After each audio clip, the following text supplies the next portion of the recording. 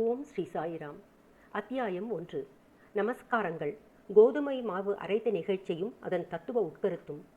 புராதனமானதும் மிக்க மரியாதை உள்ளதுமான வழக்கத்தின்படி ஹேமாட் பந்த் இந்த சாயி சச்சரிதத்தை பல்வேறு நமஸ்காரங்களுடன் எழுத ஆரம்பிக்கிறார். முதலில் எல்லாவித இடையூறுகளையும் நீக்குதற் பொருட்டாகவும் தன் பணி வெற்றி உறவும் 5 கரத்தனை யானை முகத்தனை மிக்க பணிவுடன் தலை தாழ்த்தி வழங்குகிறார். ஸ்ரீ ஷிரடி சாயியே கணபதி என்றும் கூறுகிறார். பின்னர் தன் மனத்திலே உதித்த எண்ணங்களை உயர்த்தி உணர்வூட்ட தம் தாய் சரஸ்வதியை நமஸ்கரிக்கிறார். ஸ்ரீ சாயி அறிவின் தெய்வமே என்றும் அவரே தன் வாழ்க்கை கீதத்தை அழகுடன் பாடுகிறார் என்றும் கூறுகிறார். ஆக்கல், காத்தல், அழித்தல் என்னும் முத்தொழிலையும் முறையே நிகழ்த்தும் பிரம்மா, விஷ்ணு, சங்கரர் ஆகியோரையும் வணங்கி சாய்நாதர் அவர்களுடன் ஒன்றானவர் என்றும் சம்சாரம் என்னும் ஆற்றினை தாண்டி நம்மை சுமந்து செல்ல வல்ல மாபெரும் சத்குரு என்றும் விளம்பி பின்னர் பரசுராமரால் கடலினின்று உயர்த்தப்பட்ட கொங்கண தேசத்தில் அவதரித்து தம்மை காக்கும் தம் குல தெய்வமான நாராயண ஆதிநாத்தையும் குடும்பத்தின் ஆதி புருஷரையும் நமஸ்கரித்து பின்னர் தனது கோத்திரத்தில் அவதரித்த பாரத்வாஜ முனிவரையும் பல்வேறு ரிஷிகளான யாக்ஞவல்யர், பிருகு, பராசரர், நாரதர், வேதவியாசர், சனகர், சனந்தனர், சனத்குமாரர், சுகர், சௌனகர், விஸ்வாமித்திரர், வசிஷ்டர், வால்மீகி, வாமதேவர், ஜைமினி, வாசம்பாயனர், நவயோகீந்திரர் முதலியவரையும் நவீன மகான்களாகிய நிவிருத்தி, ஞானேஸ்வர், சோபான், முக்தாபாய், ஜனார்த்தனர், ஏக்நாத், நாமதேவர், துகாராம், கனகர், நரஹரி முதலானோரையும் பணிந்து தலை வணங்கி நமஸ்கரித்து பிறகு தனது தாத்தாவான சதாசிவரையும் தகப்பனாரான ரகுநாதரையும் தன்னை இள வயதில் பிரிந்த அன்னை தந்தைக்கு நிகரான அத்தை தன் அன்பிற்குரிய அண்ணன் ஆகியோரையும் வணங்கி பின்னர் படிப்பவர்களையும் வணங்கி தனது பணிக்கு முழு அன்பும் மனமும் சிதையாத கவனத்தையும் நினைப்பையும் கொடுத்தருள வேண்டிக் கொண்டும் கடைசியாக தனது ஒரே அடைக்கலமும் பிரம்மமே மெய்ப்பொருள் பாரனைத்தும் மாயத் தோற்றம் என்று தனக்கு உணர்விக்கின்ற ஸ்ரீ தத்தாத்திரேயரின் அவதாரமான ஸ்ரீ சத்குரு ஷிரடி பாபா அவர்களை நமஸ்கரித்து அங்கனமே எம்பெருமான் வதியும் எல்லா ஜீவராசிகளையும் வணங்கி துதிக்கின்றார். பராசரர், வியாசர், சாண்டில்யர் முதலியோரது கருத்தின்படி பக்தியால் பலகாலும் துதித்தவற்றை சுருக்கமாக கூறிய பின்பு ஆசிரியர் பின்வரும் நிகழ்ச்சியை விவரிக்கிறார். 1910ஆம் ஆண்டுக்கு பின் எப்போதோ ஒரு நாள் நல்ல காலை நேரத்தில் மசூதிக்கு சாய்பாபாவை தரிசிப்பதற்காக சென்றிருந்தேன். பின்வரும் நிகழ்ச்சியை கண்ட நான் ஆச்சரியத்தால் தாக்கப்பட்டேன். தன் முகம், வாய் இவற்றை கழுவிய பின்பு சாய்பாபா கோதுமை மாவு அரைக்க தயார்படுவதில் முனைந்தார். ஒரு சாக்கை தரையில் விரித்து அதன் மேல் திருகையை வைத்தார். பின்பு முரத்தில் கொஞ்சம் கோதுமையை எடுத்து பின் தம் கஃப்னியின் கைகளை மடக்கி விட்டு கொண்டு கையளவு கோதுமையை திருகை குழியில் இட்டார். திருகையை சுற்றி கோதுமையை அரைக்கத் தொடங்கினார். பிச்சை எடுத்து வாழ்ந்து எவ்வித உடைமையும் சேமிப்பும் அற்ற அவர் கோதுமை மாவு அரைக்க வேண்டிய வேலை என்ன என்றவாறு நினைத்தேன். அங்கு வந்த சிலரும் அவ்வாறே எண்ணினார்கள். ஆயின் ஒருவருக்கும் பாபா என்ன செய்கிறார் என்று கேட்க துணிவு வரவில்லை. பாபா மாவரிக்கும் இச்செய்தி உடனே கிராமத்தில் பரவி ஆண்களும் பெண்களும் பாபாவின் செய்கையை காண பெருந்திரளாக மசூதிக்கு வந்தனர்.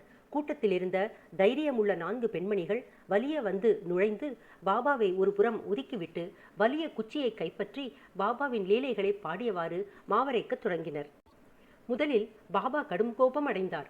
ஆயின் அப்பெண்மணிகளின் அன்பையும் பக்தியையும் கண்டு மிக்க சந்தோஷம் அடைந்து புன்னகை புரியலானார். அவர்கள் அவ்வாறு அடைத்து கொண்டிருக்கையில் பாபாவுக்கு வீடோ பிள்ளைகளோ அன்றி அவரை கவனிக்க யாருமே இல்லை ஆதலாலும் அவர் பிச்சை எடுத்து வாழ்ந்தார் ஆதலாலும் அவருக்கு ரொட்டி செய்ய கோதுமை மாவு தேவையில்லை.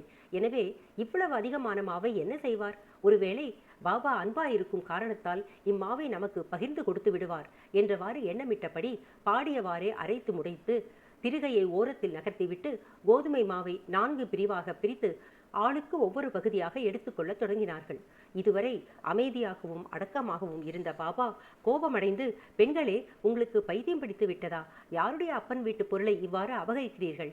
நீங்கள் தடங்களின்றி மாவை எடுத்துச் செல்வதற்கு நான் முன்னம் உங்களிடம் கடன்பட்டிருக்கிறேனா என? தயவு செய்து இப்போது இதை செய்யுங்கள். இம்மாவை எடுத்துச் சென்று கிராம எல்லைகளில் கொட்டிவிட்டு வாருங்கள் என்றார்.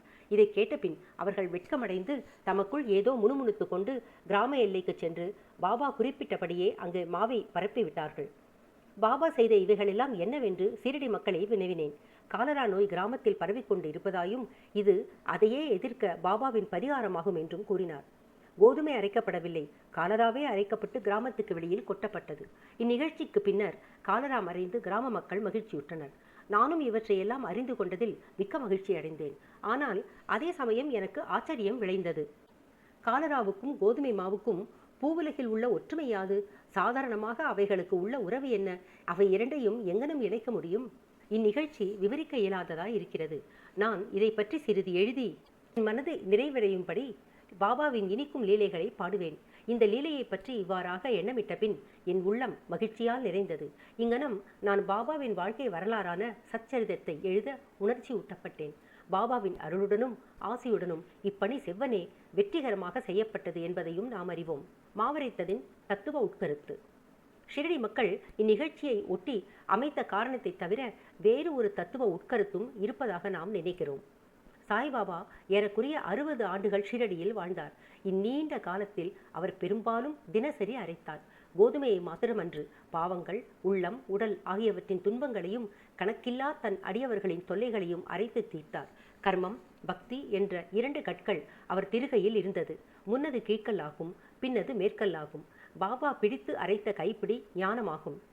சத்துவ, ராஜச, தாமச என்ற முக்குணங்களை சேர்ந்த நமது எல்லா உணர்ச்சிகள், ஆசைகள், பாவங்கள், அகங்காரம் இவைகளை நிகழம் துகளாக்கி முன்னோடி வேலையாக அரைக்கப்பட்டாலன்றி ஞானம் அல்லது தன்னை உணர்தல் என்பது முடியாது என்பது பாபாவின் உறுதியான தீர்ப்பாகும். இக்குணங்களை தள்ளிவிடுவது அத்தகைய கடினமானது. ஏனெனில் அவை அவ்வளவு நுட்பமானவை.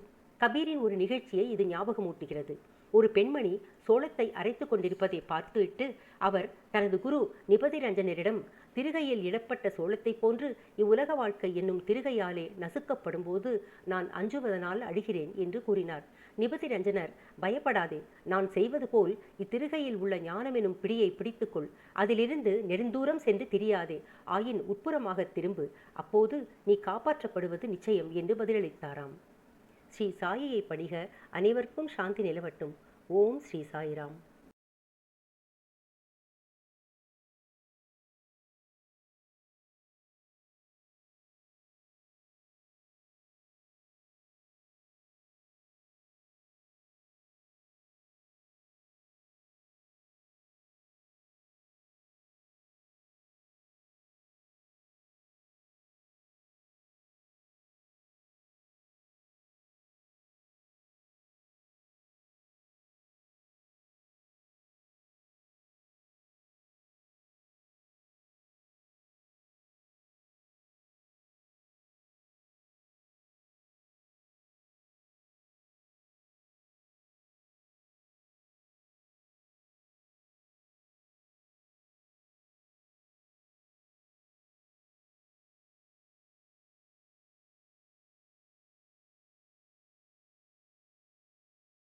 ஆயின் உட்புறமாக திரும்பு,